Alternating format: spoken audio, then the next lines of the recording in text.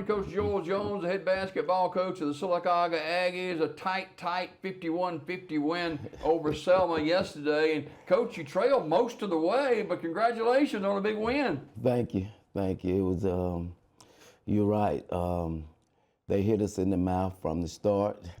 I'm not criticizing officiating. They allowed us to play physical. And here, when we play at home, locally, normally the referees doesn't allow you to really touch a player. But down there, they were bodying us, they were hands-on, and we didn't adjust. And for the first half, I was baffled. I didn't know if we were going to be able to play through that physicality, or if we were going to just yield to it. How did you adjust? We went in at halftime. We were down 9 points. Low scoring game. I think we had 15 points at halftime. That's unusual. It is. And we didn't yell. We didn't scream at them. We just talked about, hey, if we don't handle this pressure, the season will end here today. And the guys responded. If we don't handle the physicality, the officials are going to allow us to play. You've got to man up and handle business. And we came out second half. And in those type of situations, you would like to press. You would like to full court press. But to full court press, you got to score a basket. And if you only have 15 points at half, you know you're not going to be able to get into the press a whole lot. So second half, we made a shot, press, and the pressure was tremendous. We were able to press them into turnovers, basket. Now we're pressing. Now we're playing Sylacauga Aggie style of basketball. You know, when the officials continued to let you play in the second half and the physical play continued, but the adjustment was that, hey, you began to understand the physicality of the game and knew what was at stake. Yes, exactly. We had 2 or 3 players. We kind of opened up our offense, kind of spread the floor, and hey, let's take them. Hey, can they stay in front of our guards? And our guards, I hate to use this term, they went to work. If it wasn't C.J. Franklin penetrating, it was Jordan Roberson. If it wasn't Jordan, it was Eric O'Neal. And again, Skylar Patterson was tough. Corbin Patterson. Skylar's his dad, my assistant coach. Corbin Patterson was solid defensively. We gave him the hardest job of the day. That was to stop that number 1 from Selma. He was a good one. And Corbin did all he could do, and sometimes he played defense to perfection, and that kid just knocked down shot after shot. He got in foul trouble, and when the game ended, he wasn't on the floor because he fouled out. We were able to just penetrate, and when Jordan Roberson wasn't scoring on the spin move in the paint, he was finding the guy underneath for a layup. Now, the Aggies were down late in the basketball game. Yeah, we were. In the game of basketball, you will have highs and lows.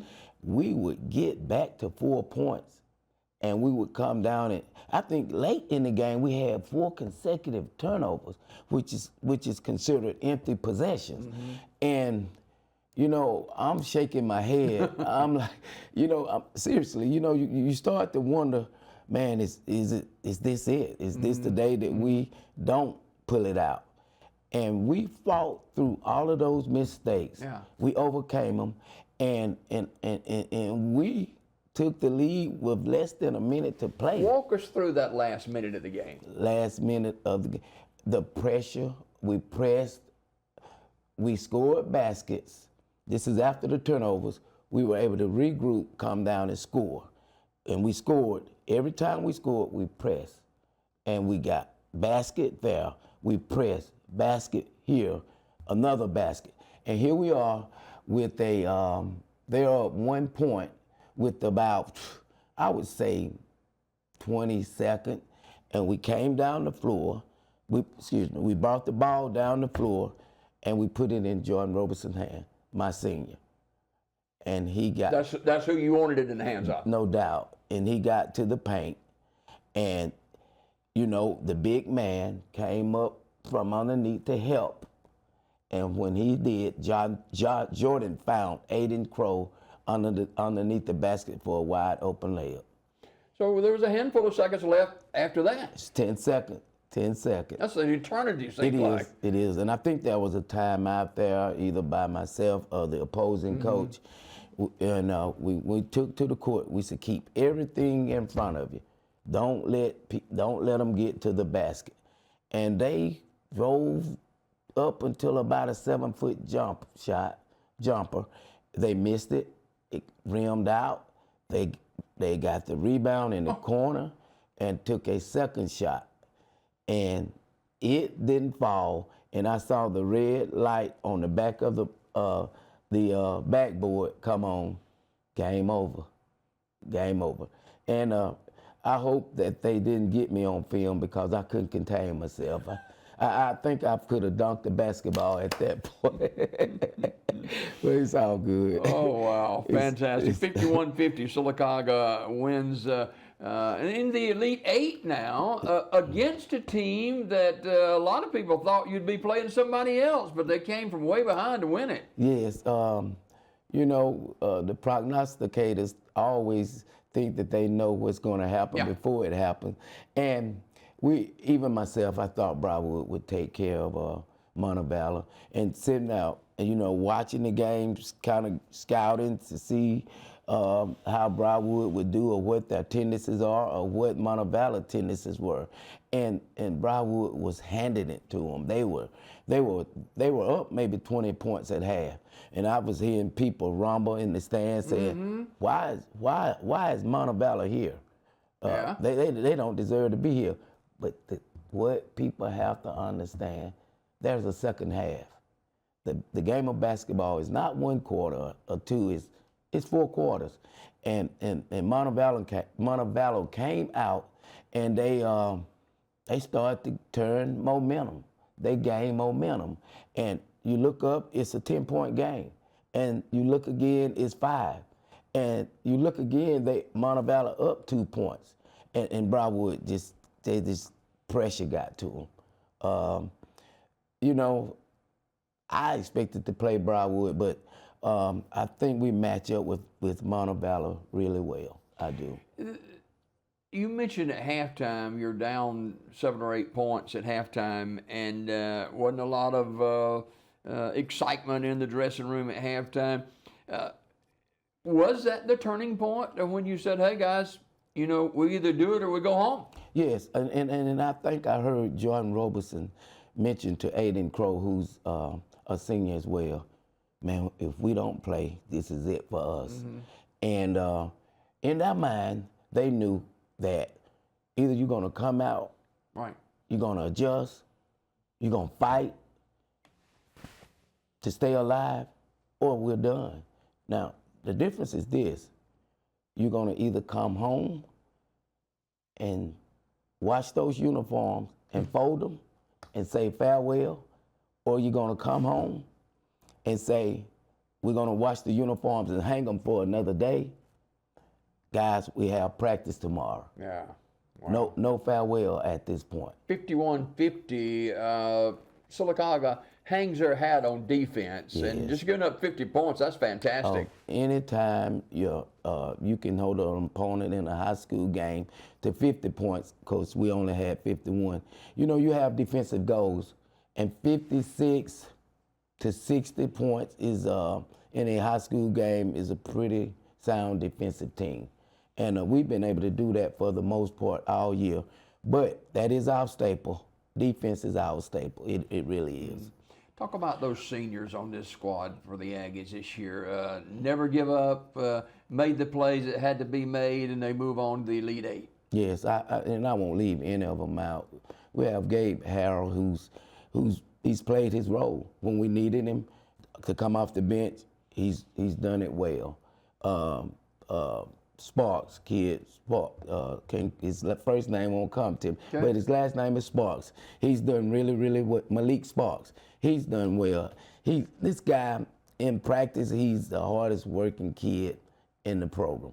So you need those kind of kids. Those are the kind of kids you want in your program. And of course, Aiden Crow, everybody says he's 6'5", he should dominate the inside. That's not Aiden's game. Aiden is a spread. He's a three-point shooter. He's a sniper from the three-point arc. When we need him to get a rebound, he does it pretty well.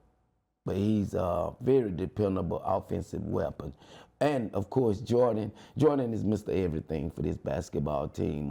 He's a quiet leader. I wish he was more vocal, but he's not. That's who he is. But he leads by example.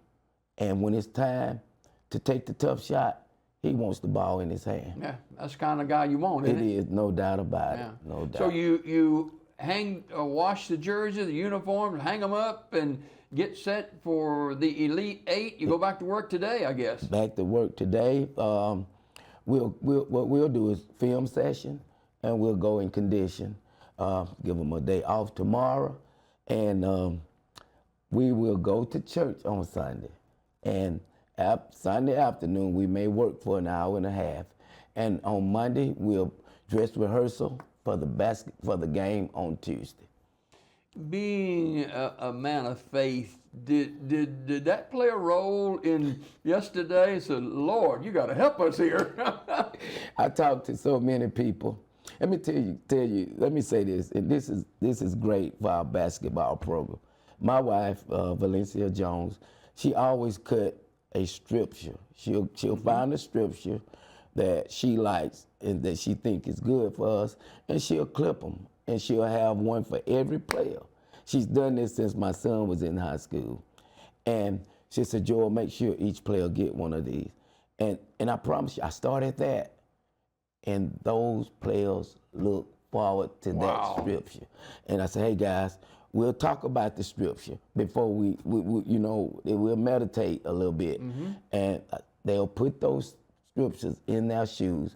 That doesn't mean we're going to win. But that means that we're reverencing a higher being. And, he controls everything. There you go. He controls it. So 51-51, he controlled it. That's right. 51-50, Sylacauga takes down Selma yesterday, moving on to the Elite Eight. And I don't want to look too far ahead before we go, and I know you'll chastise me probably for bringing this up, but you're a step away from the Final Four in Birmingham, and boy, that would be a great deal, wouldn't it? We are, and let me say this while we're here. I can't thank the city of Sylacauga enough. It almost seemed like the entire city has galvanized around this basketball program. And why not? I'm just so appreciative. Yes, well, the guys do understand that if we win on Tuesday, we would have an opportunity to play in the Final Four. Now, that's not a small matter. Even on Tuesday, it's huge to play in a regional championship, to have the opportunity to bring that trophy back to Sylacauga and move forward into the Final Four. That's why we play like we play. That's why we practice like we practice. And the expectations are there. They're there. All right, Coach, thanks for dropping by this morning. 51-50 win over Selma yesterday. Elite Eight Tuesday at the Acadome in Montgomery at Alabama State University, taking on the Montevallo Bulldogs. Coach, good luck, and let's talk again next week, shall we? Thank you, sir. All right, more Daybreak coming up right after this. Wow.